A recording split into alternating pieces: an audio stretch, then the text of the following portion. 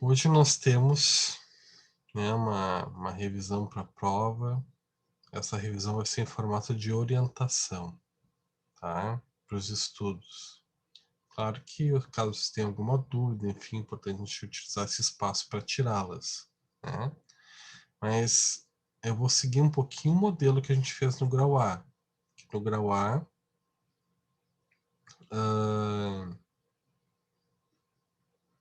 a gente fez uma revisão assim muito baseada.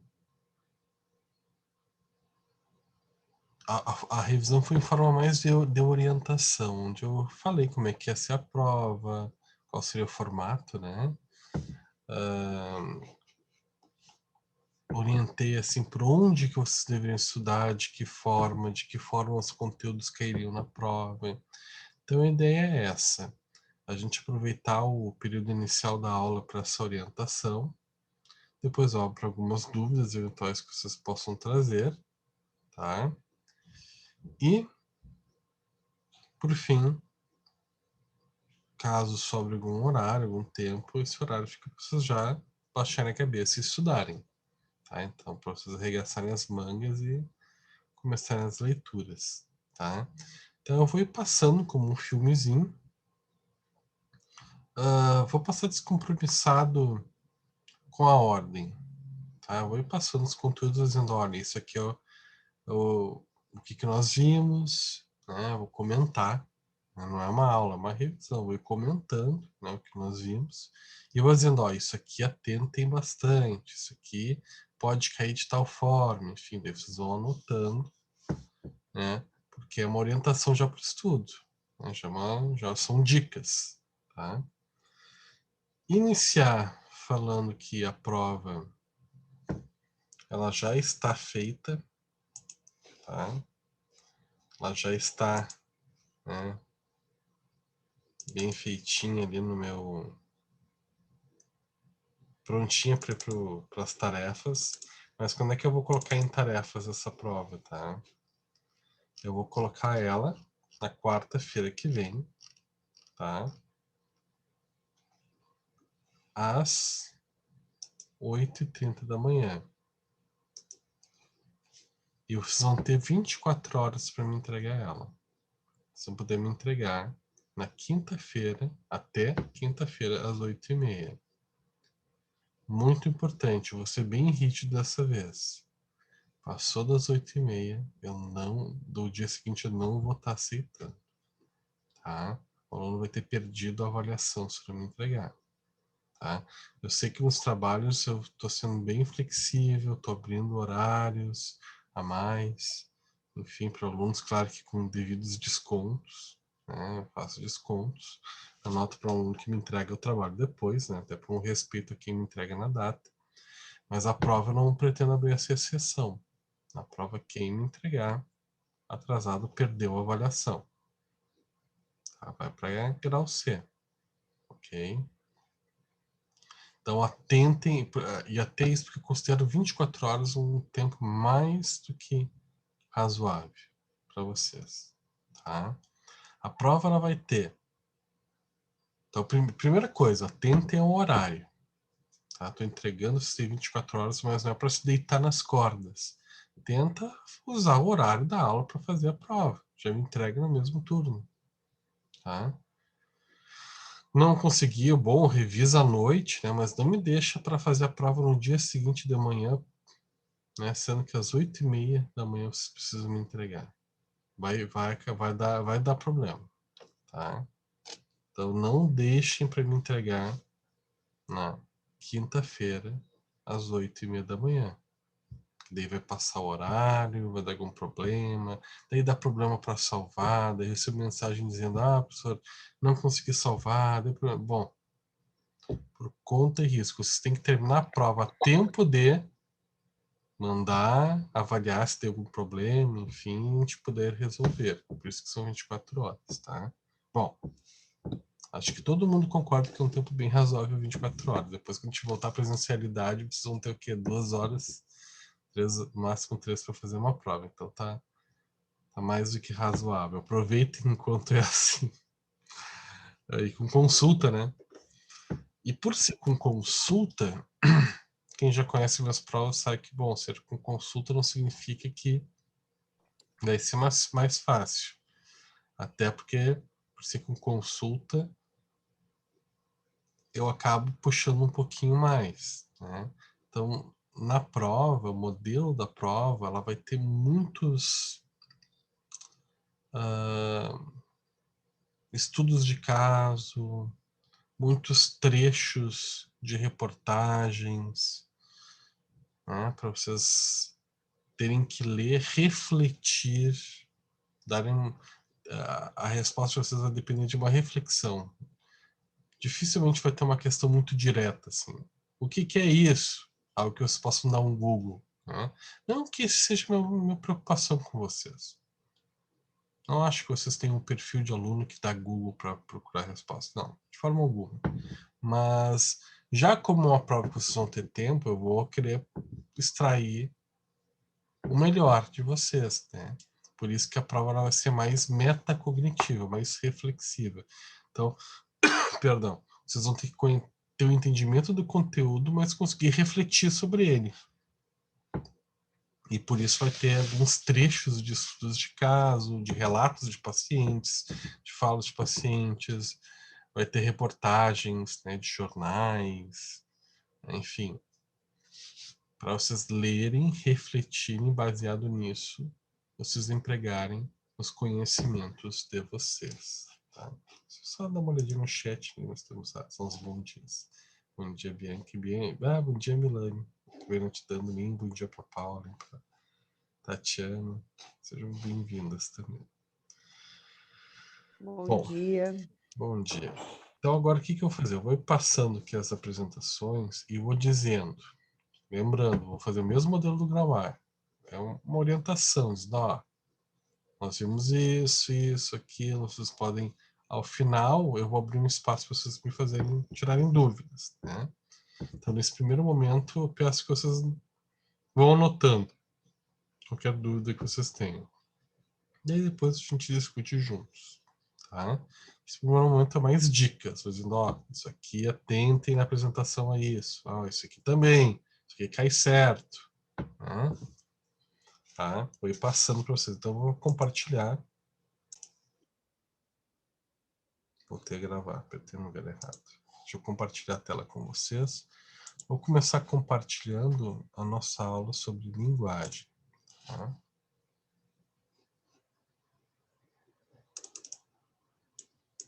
Linguagem. Todos conseguem enxergar? Ok. Então, a gente começou aqui na aula de linguagem falando sobre o pensamento, né?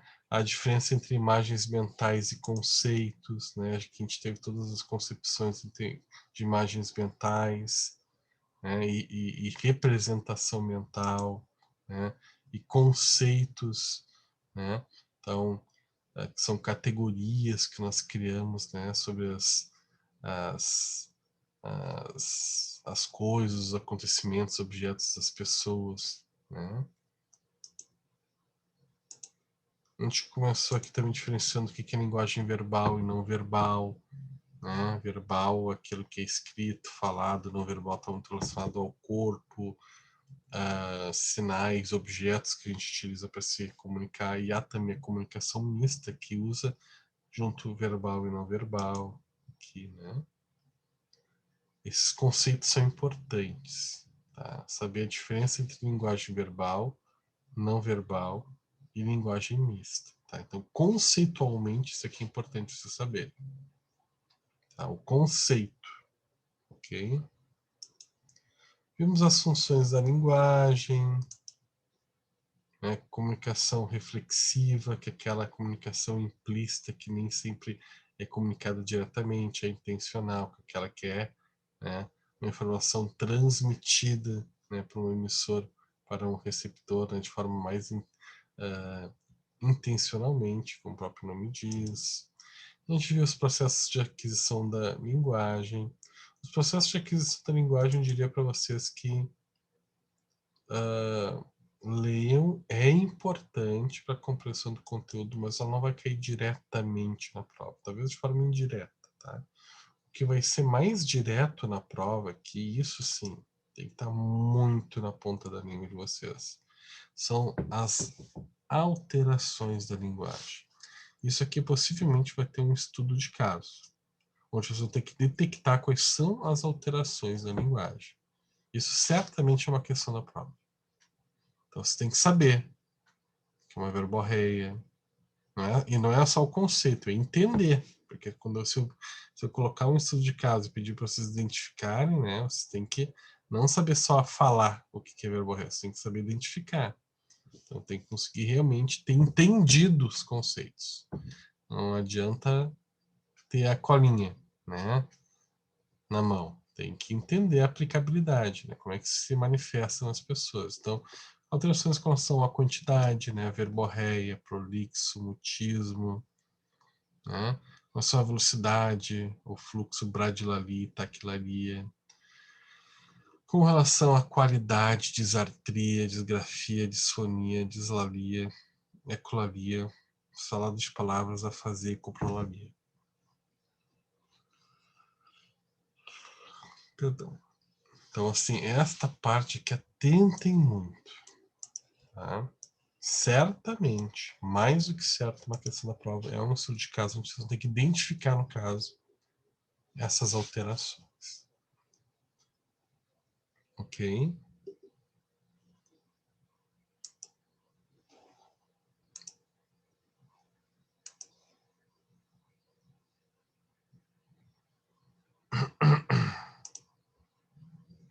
Vamos para outra apresentação. Vamos compartilhar aqui.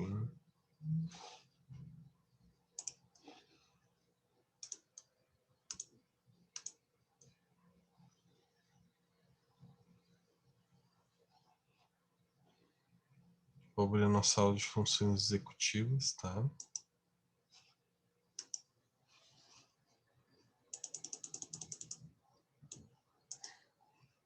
Então, funções executivas, a gente começou vendo aquela historinha do Phineas Gage, né? Do acidente que ele teve, qual foi a área cerebral afetada. Professor, não está aparecendo para Não nós tá? a Ué, apresentação. vou parar de novo aqui, vou compartilhar de novo. Vamos ver. Vou fazer a mesma coisa, às vezes eu faço de novo o mesmo procedimento, daí aparece. E agora? Agora sim. Não sei explicar porque essas coisas acontecem. Eu repeti o mesmo procedimento que eu fiz antes, daí agora aparece. Acho que é uma coisinha no meu computador, não sei. Vamos ver. Então, assim, aqui na aula de funções executivas e desenvolvimento emocional, né, a gente viu aqui algumas características das funções, né, executivas, que são funções, uma das funções cognitivas que nós temos, né, as nossas funções executivas. Comecei contando a história do Phineas Gage, né, aquele capataz americano que trabalhava na pavimentação de ferrovias, o acidente que ele teve, o comprometimento na área cerebral, né, que foi o lobo pré-frontal, as alterações do comportamento que ele teve por conta disso, ele sobreviveu, né, e a partir daí a importância, né, desse caso no estudo das funções executivas cerebrais. Tá?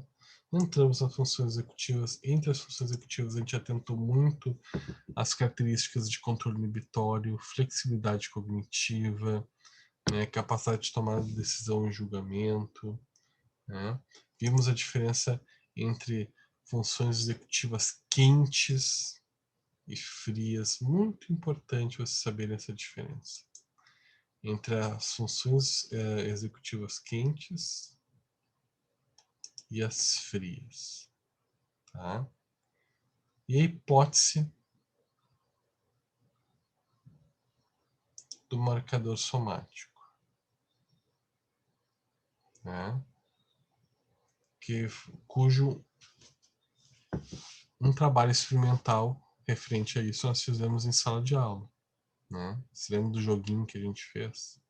para demonstrar as diferenças entre, né, as funções executivas quentes e as frias, né? As quentes que envolvem um processo emocional mais intenso, né, mais importante, e as frias que são mais racionais, são mais lado esquerdo do cérebro, né, mais cartesianos, né, que daí envolvem processos emocionais muito baixos, praticamente nulos, né, na comparação com as quentes. E qual é a diferença entre uma e outra, né? O que gera na gente, o que altera no ser humano, né?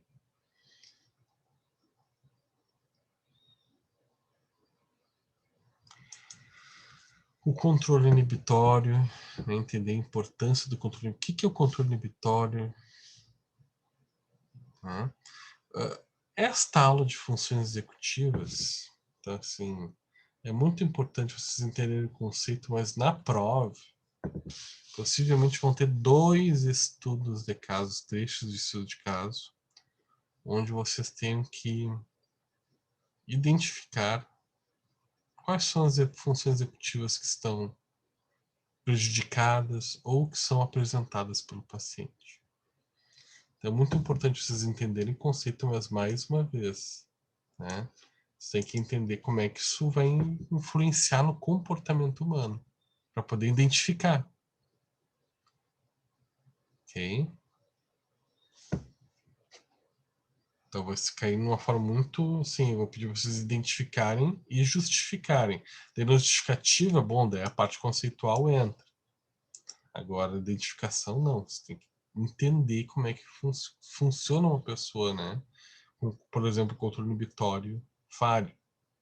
Entender isso realmente, né? Flexibilidade cognitiva. Assim também como a flexibilidade cognitiva, assim, que é uma função executiva, pode cair dentro de casa uma pessoa com dificuldade de flexibilidade cognitiva. Ou dificuldade de planejamento, tomada de decisão, organização do pensamento. E aí vocês vão identificando. Esta parte de desenvolvimento de funções executivas, se cair,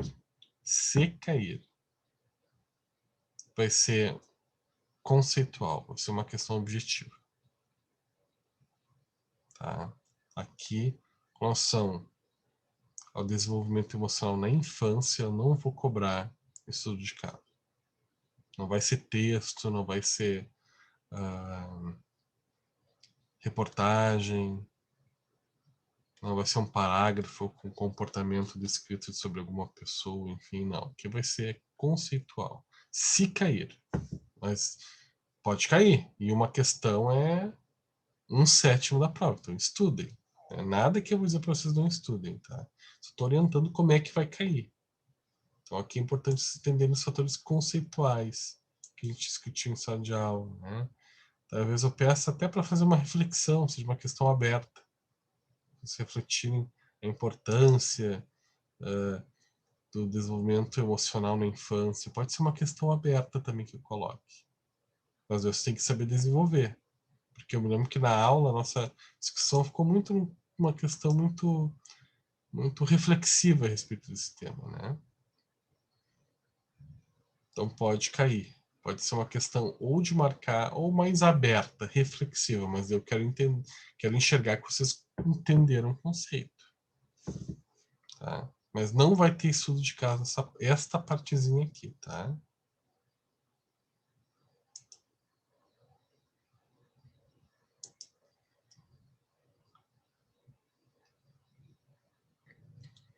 A forma como a ansiedade, né, prejudica a tomada de decisão e julgamento, né? Aqui a gente não está falando de tomada de decisão e julgamento, né? Então isso ainda pode cair. Isso aqui, a tomada de decisão, ela entra lá naquelas funções de início, né? De controle inibitório, flexibilidade cognitiva, né? Então aqui ainda pode também estar relacionado a algum estudo de caso, tá? Com uma característica de função executiva afetada, tá? Por ansiedade ou por um outro fator, tá? E acho que é importante vocês terem alguma ideia, né, de treino. Porque talvez eu pergunte, tá, como é que vocês desenvolveriam essa função no executivo? O que vocês fariam? Né? Então, aqui nós temos algumas ideias de treinos que vocês podem utilizar. Ok? Se baseiem muito aqui se perguntar isso, né?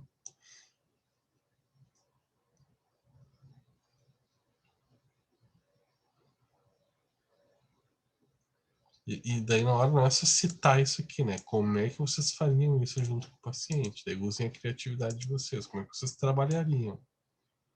Né? Eu não gosto na prova quando o aluno me coloca assim, ah, eu trabalharia manutenção do foco. Tá, mas como que tu faria isso? Né? Como é que tu ia propor isso para o paciente? Como é que tu ia organizar isso? Nossa disciplina não é de intervenção. Então, assim, não vou cobrar muita minúcia, mas só escreve um pouquinho, ah, trabalharia o foco, pelo menos me justifica a escolha, né? Do treino de função executiva. Ah, trabalharia porque ele tem um problema no foco, na atenção, enfim. Então, usaria como estratégia de manutenção do foco, né? Então, pelo menos me justificar.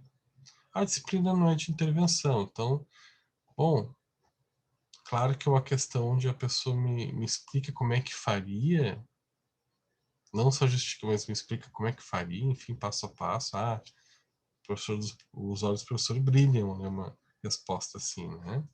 Mas pelo menos me justificar. Não é sabotar. Sabotar assim, ah, trabalhei a manutenção do foco. Aí talvez o aluno perca algum décimo da questão. Agora, se ele pelo menos me justificar, acho que eu vou botar na prova assim, para justificar. Daí eu tenho que justificar. Por que que escolheu? Tá? Daí para justificar por que que escolheu, tem que ter um entendimento também de função executiva, esses treinos, né? A gente discutiu em sala de aula.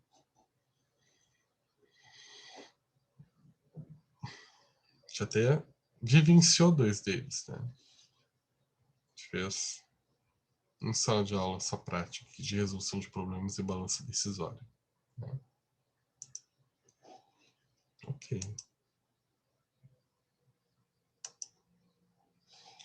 Vou abrir uma nova apresentação aqui.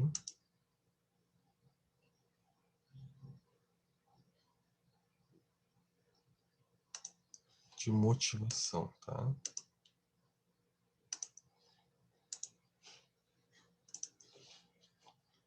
Motivação. Motivação, nós começamos falando de forma bem descritiva, né? Da onde que vem o termo motivação, né? O que que significa. Falamos sobre a importância de iniciar, manter, né? Dar continuidade a um comportamento que está muito relacionado a movimento, motivação, né?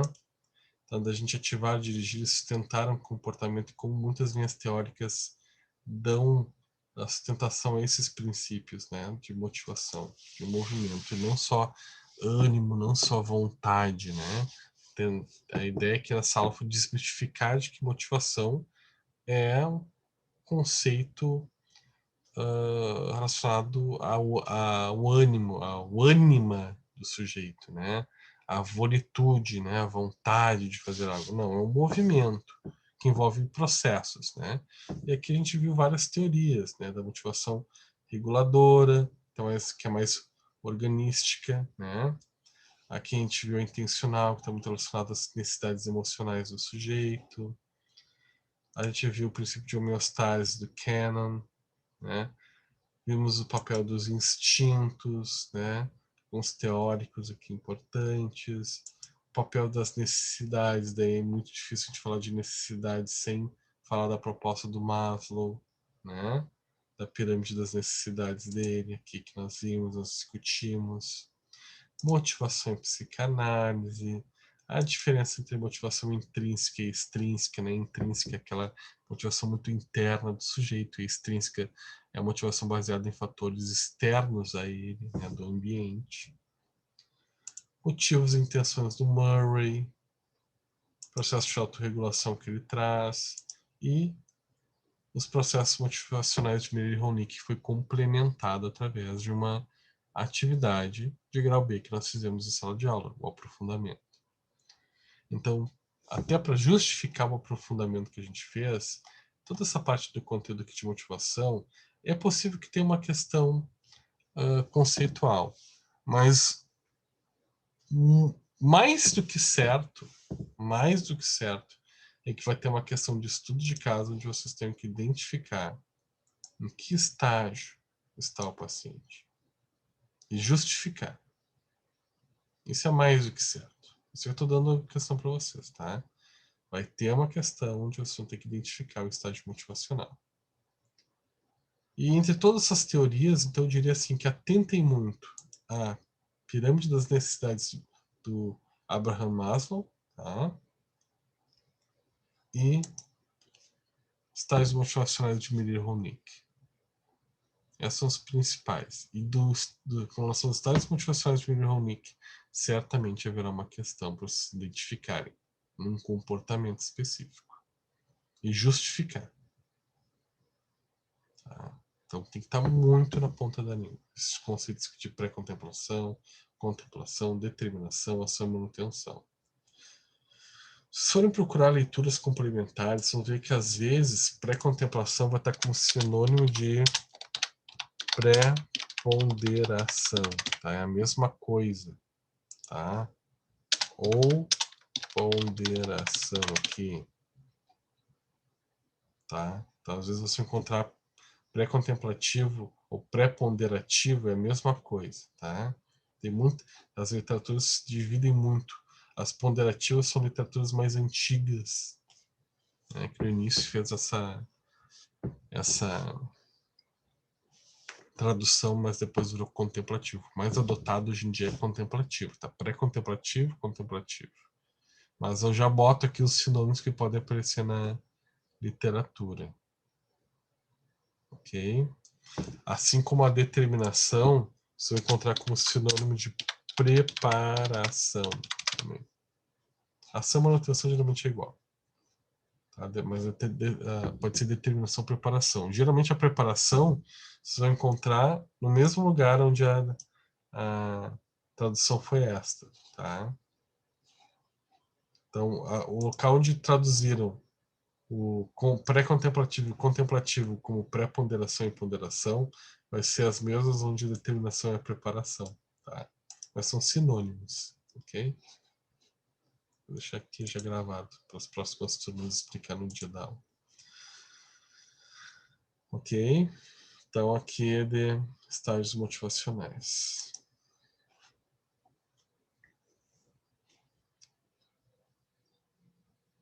Vamos lá. Deixa eu fechar essa apresentação.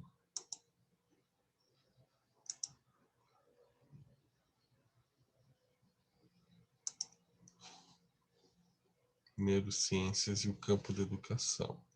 Esta aula que vocês não tiveram comigo. Tiveram, né? Mas gravada comigo, né? Devido à minha ausência. Eu estava ganhando o Bento, né? Então, bom, vamos lá. Nesta aula aqui, todos os conceitos que nós temos aqui é uma aula muito ligada a estratégias de assim que o objetivo dessa aula foi fazer uma integração entre os conhecimentos das neurociências e o campo da educação no sentido de entender que tipo de estratégias a gente estabelece para auxiliar no processo de ensino-aprendizagem baseado em conceitos das neurociências, né? Então, a gente falou sobre estimulação, estimulação dos sentidos, né? A forma de a gente ativar múltiplas redes neuronais, né? Dicas para a sala de aula, né? Que a gente pode utilizar estratégias em sala de aula, né?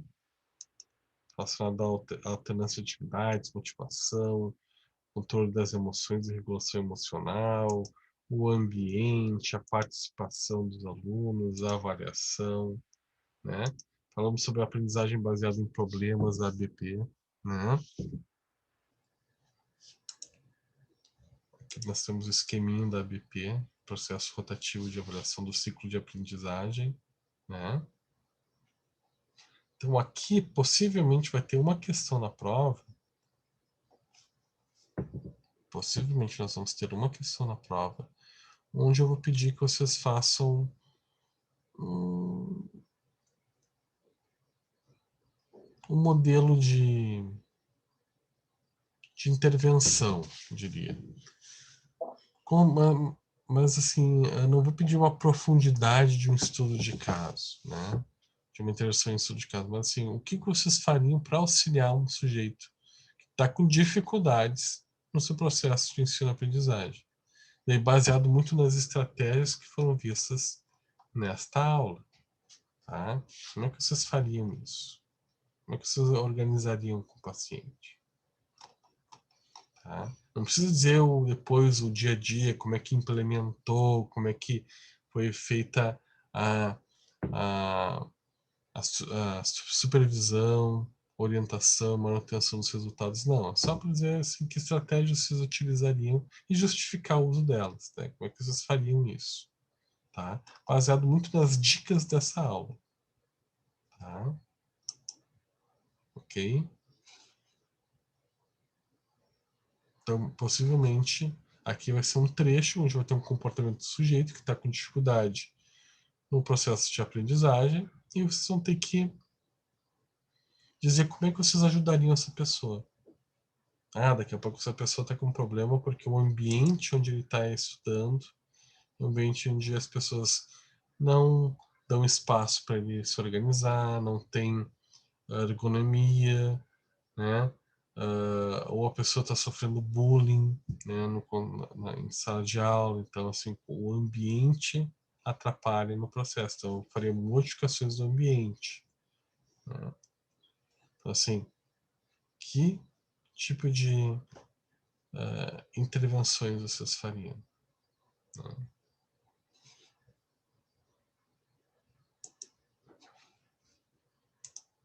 E por fim,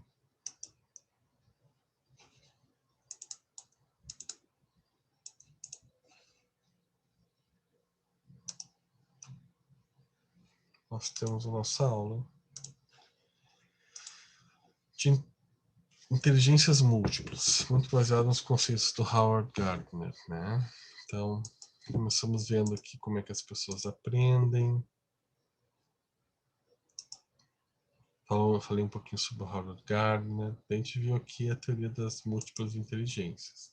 Vimos cada uma, né? Quais são as características das pessoas que têm essas inteligências e como utilizar essa potência para o aprendizado. Aqui nós vamos ter uma questão na prova certamente também, e vai ser um trecho de uma reportagem, possivelmente. Vocês vão ter que identificar que tipo de inteligência emocional o sujeito tem ou não tem para algo ter dado errado ou algo ter dado certo. Então você tem que entender bem a diferença entre essas inteligências. Tá? E aqui vai ser nesse formato. Vai ter alguma reportagem aí que eu vou botar. Você tem que identificar. Tá? E justificar o porquê. Ok? Eu acho que a pessoa tinha tal competência, né, inteligência musical por tal e tal motivo, comportamento dele. Porque inteligência musical, segundo Howard Gardner, está envolvida a capacidade, né, tal, tal, tal e tal. De ser sensível a músicas, a musicalidade, a pensar de forma musical, ter temas de vida, enfim. Tá? Identificar com facilidade os padrões musicais.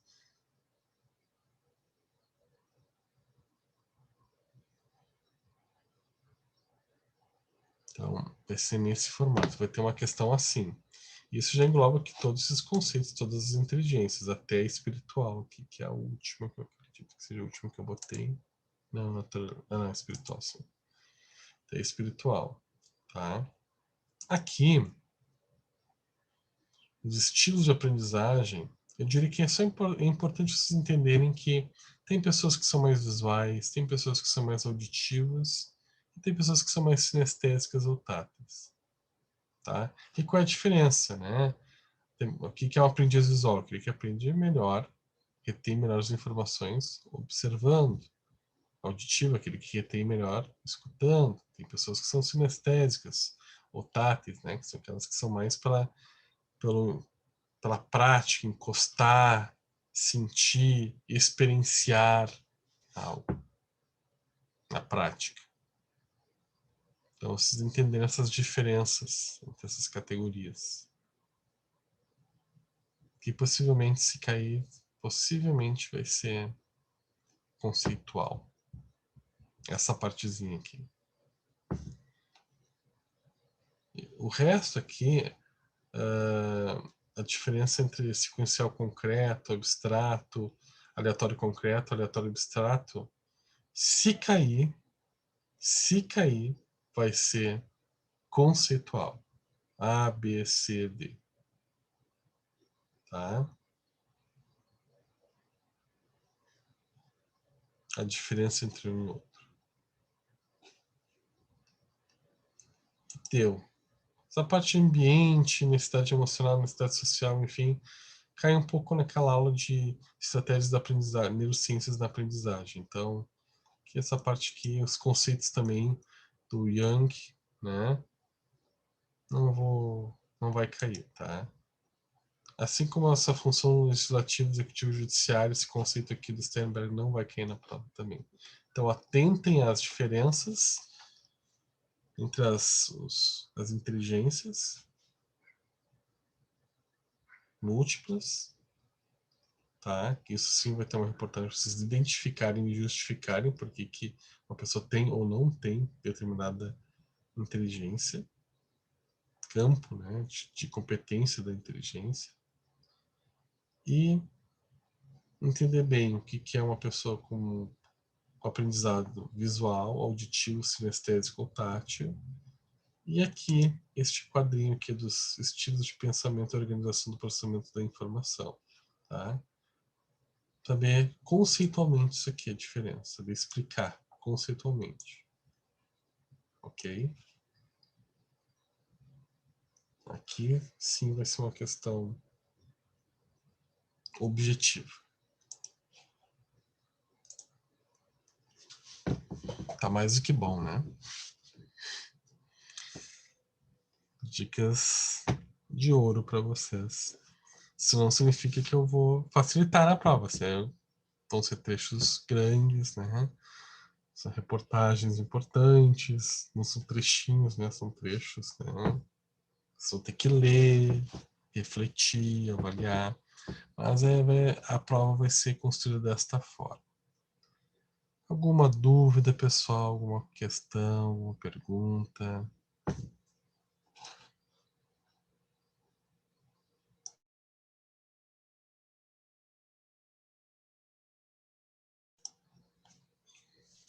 Vai ser o mesmo modelo da GA, professor. Não é muito diferente, algumas objetivas e outras para descritivas. Sim. E eu não tenho problema de ficar corrigindo prova até tarde. Por isso que eu boto bastante estudo de caso, né? Tem pouca questão de marcar, porque eu adoro ler prova. Ah, eu adoro. Eu substitui um bom livro a ler e aprender poder corrigir os alunos, né? E também aprender com vocês, né? Então, eu adoro ler as produções de vocês. Então, e vai ser no modelo daquela primeira, realmente. Lembra bastante. Mas acho que vai ter mais textos. Era mais puxadinha o grau B, assim. No sentido de quando eu boto um trecho para vocês lerem, entenderem, por exemplo, qual é a inteligência que uma pessoa apresenta ou não apresenta, teve dificuldade, vai ser um trecho maior para vocês lerem, um textinho, assim, né? Então, nesse sentido, talvez ela seja um pouquinho mais cansativa. Não difícil, não mais difícil, um pouquinho mais cansativo, que peça mais a dedicação de leitura de vocês. Mas nada tão maior assim, tá? Dá para dizer que é o mesmo estilo, sim. Eu acho que tem menos questões de marcar nessa de grau B. ter menos questões objetivas do que no grau A. Isso com certeza. Vai ter mais dissertativa. O predomínio vai ser dissertativa. Eu diria que se tiver, assim, são 7 questões. No máximo, vai ter 2 objetivas. No máximo, se tiver 2. Ou 1 ou 2 objetivos. O resto tudo dissertativo. Tudo de identificar algo em um texto e comentar e justificar.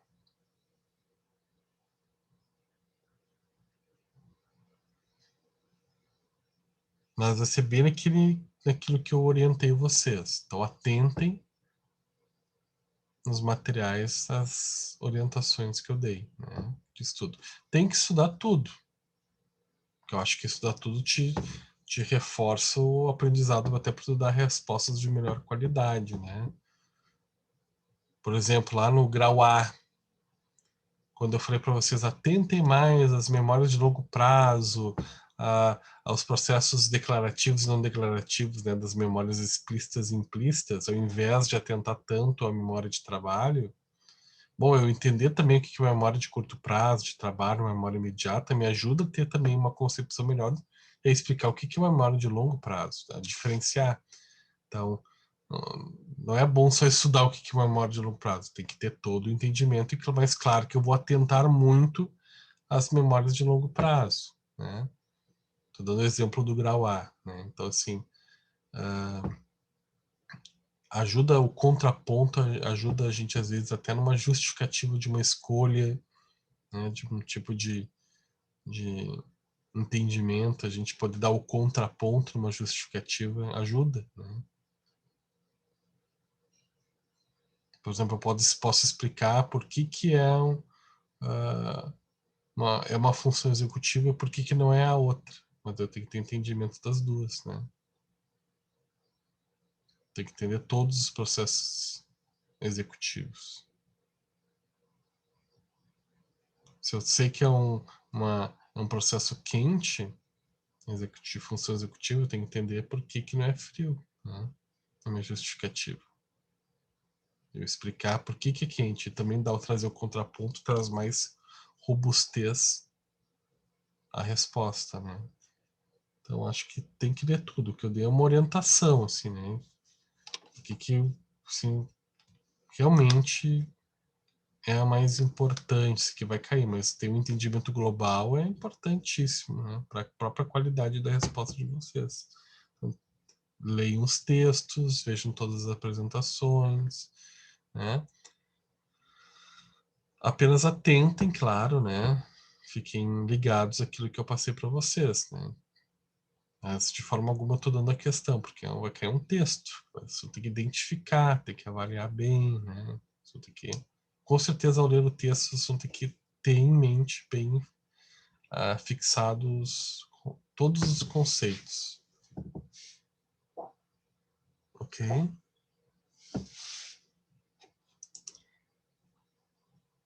Mais alguma dúvida? Alguma pergunta?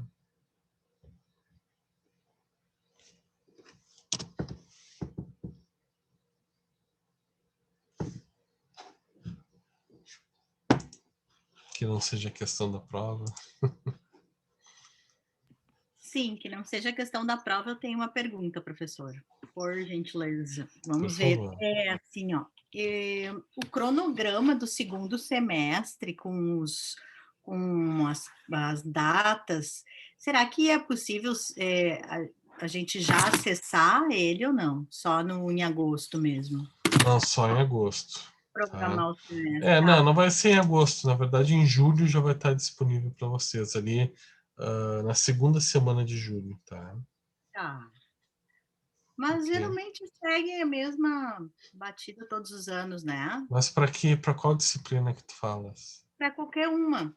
Só para eu Ah, tá. programar o meu semestre com os meus Claro, cursos, claro, claro.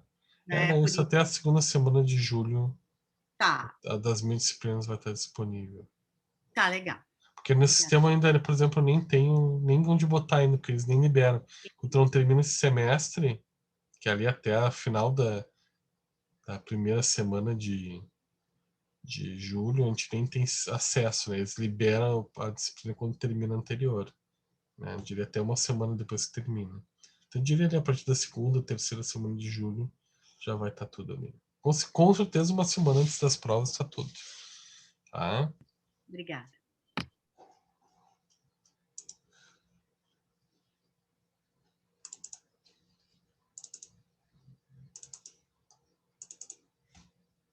Eu fiquei preocupado com essa pergunta, né? Porque daqui a pouco assim, essa disciplina vai ter semestre que vem, né? Então, meu Deus, o aluno já está preocupado em fazer de novo. Não, não, tomara que não, né? Mas não que eu não goste, eu adoro. Muito pelo contrário, eu adoro, amo de paixão. Mas eu pretendo seguir adiante, né? Com outras. Estaremos juntos em outras, com certeza. Ok. Bom, pessoal, se não houver perguntas, a ideia é vocês começarem já a fazer as leituras. E claro, né, gente, enquanto vocês estiverem, vão surgir dúvidas, né?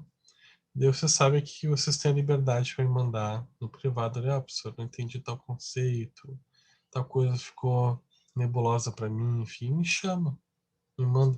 Eu não prometo responder na hora, às vezes eu demoro um pouquinho, ainda mais final de semestre. Tem aluno falando sobre trabalho, sobre entrega do próprio trabalho, né? Prova, sobre seminários, né? Então, tem muita coisa referente a isso, assim, né?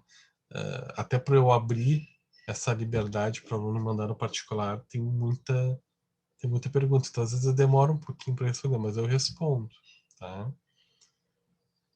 Ok? Me manda ele no particular. Se eu não respondi, passou 2 dias, o professor não respondeu, me reforça. Não tem problema, professor, tô aqui, tô vivo. Te perguntei tal coisa, não tem problema, faça. Porque às vezes eu vou olhar, tá lá embaixo e acabei negligenciando, não de propósito, né? Mas porque tem muitas perguntas, né? Ok? Professor, aquele slide ali de aprendizagem baseada em problema, foi uma aula junto com outra? Eu não sei, não. Foi a aula onde eu não estive presente por causa da licença paternidade. Daí a professora Cristiane passou para vocês um vídeo meu do semestre anterior, deu dando esta aula. Tá? Se tiver como, Mas aí ficou um slide ali ou não? Não. eu vou ver se não ficou. Se não ficou, eu vou postar lá nos arquivos, tá? Eu vou dar uma revisada, tá? Gentileza, eu não. Pois é, eu não sei se eu que não Não, separei ali. eu Daí vou dar uma agora eu tá. olhadinha, eu vou dar uma olhadinha lá no Perseus, lá no portal do aluno, nos arquivos da disciplina, e eu vou ver se esse slide consta lá, tá? Se não constar, eu coloco agora mesmo, tá? Colocar. Ao final da aula eu já deixo ele disponível. Ok? Obrigada. Eu tô até acessando aqui, eu tô falando com vocês e tô entrando aqui no Perseus para já olhar se tá, se não tá. Se não tiver, eu já coloco. Tô entrando aqui na disciplina, arquivos.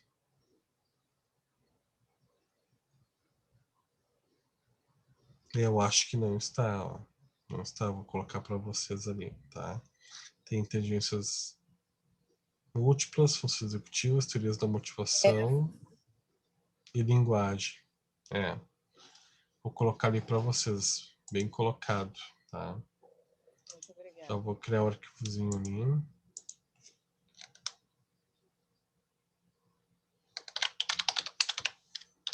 Vou botar assim, neurociências e estratégias de aprendizagem.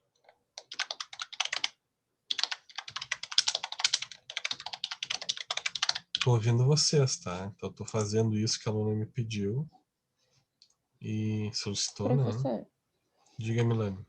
depois vai ter correção normal, aula com a correção normal do campo.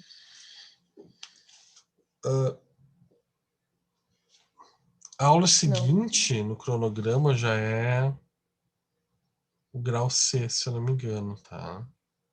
Deixa eu dar uma conferida aqui, eu acho que já é grau C. Então a gente não vai ter espaço para isso. Porém, eu posso gravar uma correção da prova, assim, uma aula para quem precisar, né? Eu pego, gravo e envio. Caso alguém da turma fique abaixo, eu gravo, né? Para o aluno saber o que errou, o que acertou, né? Acho que é importante, sim. Deixa eu só ver aqui no nosso cronograma. Já é o grau C mesmo. Teve feriado, eu acho, na quarta, alguma coisa assim, e aí não ficou mais justo. Tá. Já é direto grau C. Então, assim, caso precise, ou algum aluno queira, professor, olha, fiquei com tal nota, queria que o senhor me justificasse. Tranquilo. Eu costumo colocar uma justificativa ali na barra de tarefas, né, do aluno, na prova de grau B, assim, tá? Mas se quiser algo mais específico, eu te mando assim, uma correção, uma aula gravada da correção desta prova, tá? Ainda mais se tu precisar, se tu ficar, Na fiquei em grau verdade, C. eu perguntei mais para saber se teria mais algum encontro mesmo. Ah, não. Oficialmente, não. Patrícia, tu tá com a mão levantada. O arquivo do Neurociências e Estratégias de Aprendizagem, o PDF não foi. A intenção era enviar um PDF ali também? Entrou o títulozinho, tá ali, Neurociências e Estratégias de Aprendizagem. Não, eu vou botar, eu tô pegando agora para anexar, eu tô fazendo no momento agora. Tá. Há 3 minutos atrás não tinha nem aquele arquivo. Eu criei a pasta, Sim, agora eu vou agora anexar a aula em PowerPoint. tudo certo, Tá? sem pressa, sem problema. Estou fazendo isso neste momento. Tá? E claro, estou fazendo isso ao vivo com você, porque eu estou deixando aberto para caso alguém tenha mais alguma pergunta, alguma questão, já vou tirando aqui junto, ao mesmo tempo. Tá? Deixa eu anexar aqui.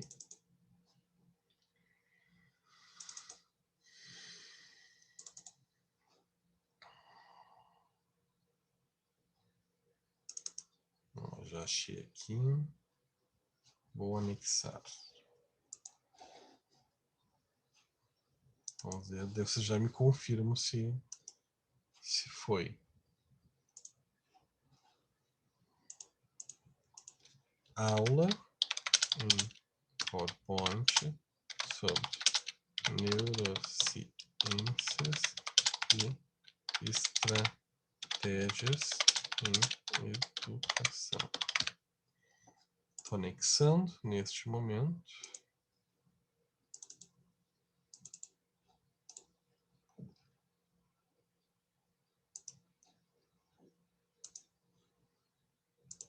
Foi. Peraí, ainda não foi. Agora foi. Me confirmem. Deem um F5 aí. E me confirmem se já está lá.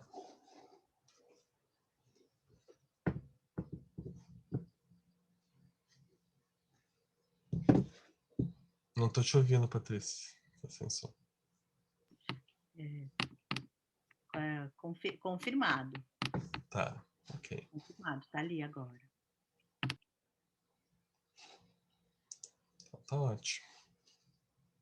Mais alguma questão, pessoal?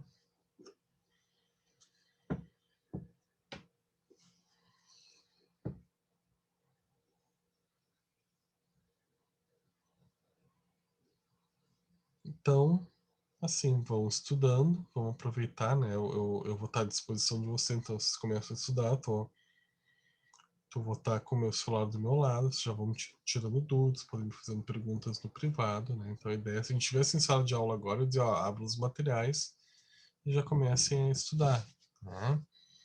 Então, a ideia é essa. Aproveitem esse tempo da aula como um tempo precioso, numa semana que eu sei que é corrida, se tratando em época de trabalhos e provas, né? Então aproveita esse tempo precioso já para começar a estudar, tá? Ok? Eu já fico à disposição de vocês, hoje durante a semana, tá? Lembrando, demorei para responder, não tenha vergonha de dizer, olha professor, estou vivo, estou aqui, só para lembrar o senhor, né? Porque realmente às vezes eu demoro um pouquinho pela alta demanda, tá? De atividades. Ok? Pessoal, uma boa semana, bons estudos, vai dar tudo certo. Foi um prazer estar com vocês nessa disciplina, foi um prazer, um privilégio poder estar participando da formação de vocês. Espero que tenha ficado uma mensagem boa desse momento, assim, que tenha sido um período bom de aprendizado para vocês, que tenha acrescentado para vocês, que a disciplina de alguma forma tenha ajudado a transformar essa caminhada de vocês, né, de psicólogos em construção. Para mim também foi muito bom esse período junto, ser uma turma boa. Tenho grandes expectativas, acho que serão excelentes colegas de trabalho, né? Então, foi um privilégio. Agradeço e bons estudos. Tá bem, pessoal? Obrigada, eu que agradeço. Gratidão. Obrigada, professor. Privilégio mesmo. Obrigada, professor. Obrigado, professor. Igualmente os colegas.